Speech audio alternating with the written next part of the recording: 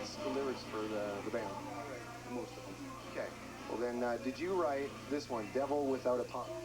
I wrote half of it. Okay, let me just read the first part, and I want you to comment on it. It says here, we're the official sound of Satan. He fills our songs full of hate and love and fun, king of evil, number one. He is Lord hides Satan. We work for Satan. We're his henchmen, collect souls for him. We're the middlemen, all right? So come on now and prove you're a fan.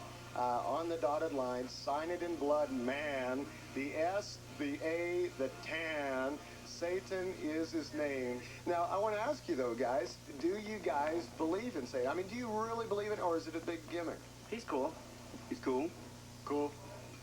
Depends on your definition of what Satan is, I guess. Well, let's say we define Satan as the ultimate evil, the one who's come to destroy the world, all that kind of stuff. See, Satan is not the ultimate evil. He's the one who comes to destroy the evil people. See, God, in my mind, is because he's supposedly all-powerful, but he doesn't do to these stupid Nazi. And so then Satan, he takes these people and fries them up, you know? He's eternal torment. Okay. So Satan's actually the good guy, and old God up in heaven is the bad guy. Is that right? Right. He's the good guy because he supports everything humans want to do. God wants to shut off everything humans want to do. So you see, he's the good. What kind of stuff does God want to shut off? Oh, everything that he called sin and that Satan called natural human behavior. See, so. It's just like sarcasm. I mean, if they're like real Satan worshippers, they like sacrifice chickens on the stage, and they don't do that, you know. You haven't seen that happen yet? No. I don't worship the devil. I don't worship anything. I just, you know, you can't preoccupy yourself with things like that. You know, you're just going to mess yourself up. I'm atheist, I guess you can say. I don't believe in God or hell, or it's just, you can't really take it seriously. But many teenagers are taking Satan very serious.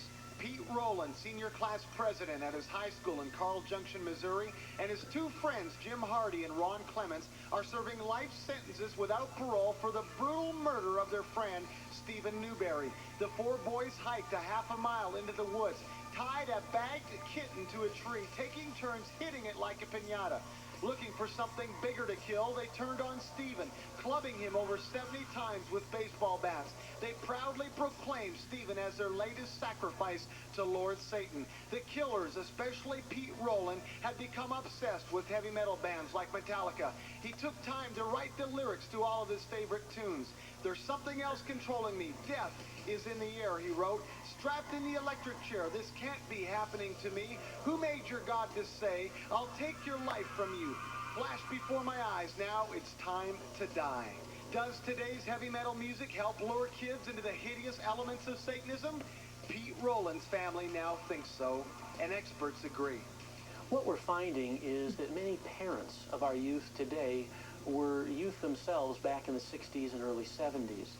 And the acid rock movement back in those days did not have the same underlying satanical kinds of overtones to it. So many parents today are simply looking at what their teenagers are doing and saying, oh, that's so similar to what we did, we must be tolerant of it. It isn't the major moral failures that concern me in the lives of Christian kids, for example, as much as it is the little cutting of corners that may be there because they're not conscious of it, but a particular song or an artist's attitude just desensitize them slightly enough where they would not make the Christian decision or the biblical decision.